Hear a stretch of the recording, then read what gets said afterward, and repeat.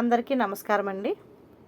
ఈరోజు మనం 1994వ సంవత్సరంలోని చందమామ కథల పుస్తకంలోని లాభసాటి కోపం అనే కథ గురించి చెప్పుకుందాం.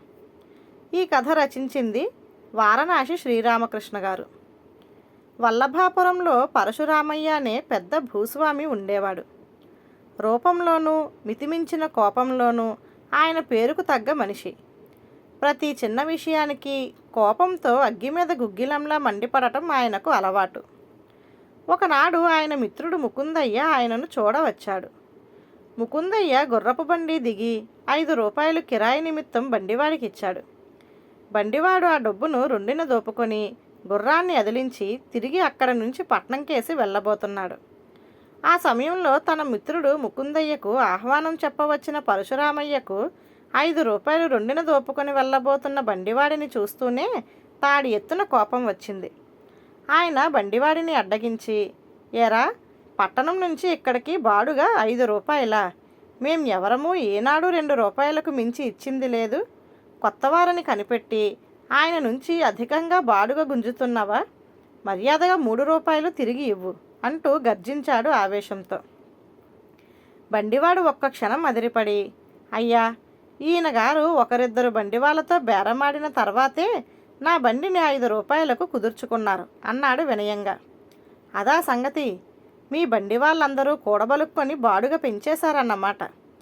ఏమైనా నా దగ్గర మాత్రం నీ ఆటలు సాగవు తెలుసుకో అంటూ పరశురామయ్య బండివాడి మీదకి లంఘించి రెండున ఉన్న 5 రూపాయలు దొరకపుచ్చుకొని వాటిలో 2 రూపాయలు తీసి అతడి మీదకి విసిరివేశాడు.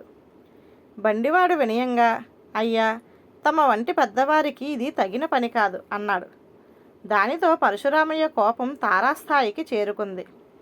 ఆయన తీవ్ర స్వరంతో, ఏరా, నా అంతటి వాడికే ఏది తగునో ఏది తగదో చెప్పగలంతటి గొప్పవాడిని అనుకుంటున్నావా? నువ్వు మళ్ళీ నోరెత్తావో ఈ క్షణమే నా వేటకుక్కల్ని ఉసిగొల్పి నిన్ను నీ గుర్రాన్ని ఊరి పొలిమేరల దాకా తరిమిస్తాను. తక్షణం పారిపోయి నీ ప్రాణాలను, గుర్రాన్ని, బండిని కాపాడుకో అంటూ హెచ్చరించాడు.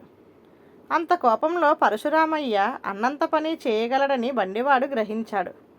కుక్కలు తనను గుర్రాన్ని వెంటబడి తరిమితే జరిగే ప్రమాదాన్ని మనసులో ఊహించుకుంటూనే అతడు గుర్రాన్ని అదిలించి వాయువేగంతో అక్కడి నుంచి పారిపోయాడు. అప్పటి వరకు అంతా ప్రేక్షకుడిలా చూస్తున్న ముకుందయ్య తేరుకొని పరశురామయ్యతో, పరశురాం, నీ కోపం నానాటికి శృతి మించిపోతున్నట్టు తోస్తున్నది. అతి స్వల్ప విషయానికి ఎంత రచ్చ చేశావు? తన కోపమే తన శత్రువు అన్నారు పెద్దలు. ఆ మాటలోని సత్యం గ్రహించి నీ కోపాన్ని తగ్గించుకునే ప్రయత్నం చెయ్యి అన్నాడు హితవు చెప్తున్నట్టు. దానికి పరశురామయ్య నవ్వి, ఈ పాటి నాకు తెలియదనుకున్నావా ముకుందం? నువ్వనే ఆ పెద్దలే పేదవాడి కోపం పెదవికి చేటు అని కూడా అన్నారు. అంటే కోపం ధనవంతుడికి ఏమీ నష్టం కలిగించదని అర్థం కదా. అనేక సమయాల్లో కోపం మనకు లాభం కలిగిస్తుంది. ఇప్పుడు జరిగింది చూసావు కదా. నా కోపానికి బండివాడు ఠారెత్తి పారిపోయాడు. మనకు 3 రూపాయల లాభం. నా నిత్య జీవితంలో కూడా ఇంతే.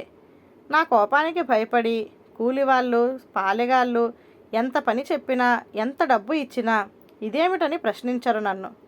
దీనివల్ల మనకు ఎంత లాభమో ఆలోచించు. ఉన్నవాడి కోపం లేనివాడిపై అద్భుతంగా పనిచేస్తుంది.